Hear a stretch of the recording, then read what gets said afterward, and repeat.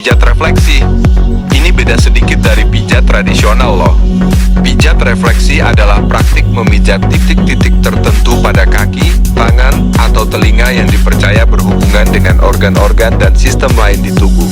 Singkatnya, dasar teori, setiap titik refleksi di kaki atau tangan dianggap mewakili bagian tubuh tertentu. Memijat titik itu dipercaya bisa merangsang aliran energi, meningkatkan fungsi organ, dan meredakan masalah kesehatan terkait. Cara kerjanya biasanya fokus pada kaki dengan teknik tekanan ringan hingga sedang, tanpa memutar atau menarik tulang seperti pijat tradisional. Manfaat umum: meredakan stres, meningkatkan tidur, meredakan nyeri kepala, meningkatkan sirkulasi, dan membantu membersihkan racun tubuh. Perhatian, aman untuk sebagian besar orang, tapi disarankan menghindari jika ada luka, pembengkakan, atau kondisi medis parah di area yang akan dipijat. Baik, tanya dokter dulu ya. Ini merujuk pada praktik pijat yang telah ada dan diwariskan turun-temurun di suatu daerah atau budaya, biasanya dengan teknik dan prinsip yang khas sesuai dengan warisan lokalnya. Mau tahu lebih lanjut tentang jenis pijat tradisional apa saja di Indonesia?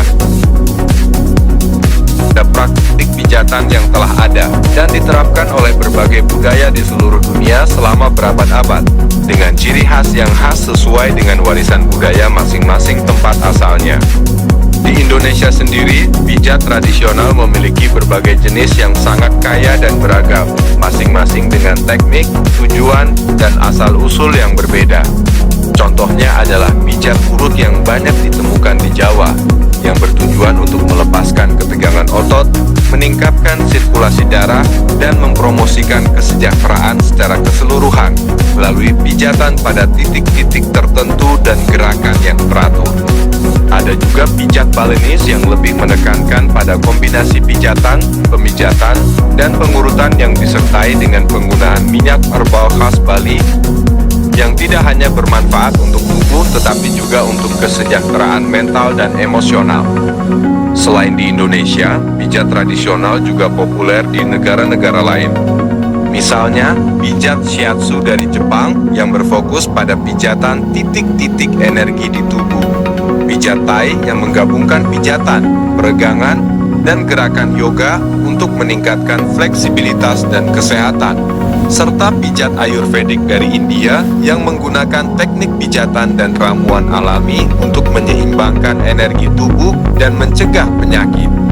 Secara umum, pijat tradisional bukan hanya sekadar aktivitas untuk relaksasi semata, tetapi juga sering dianggap sebagai bagian dari pengobatan tradisional yang bertujuan untuk memulihkan keseimbangan tubuh, mengobati berbagai keluhan fisik seperti nyeri otot, sakit kepala, dan gangguan tidur, serta meningkatkan kualitas hidup secara keseluruhan.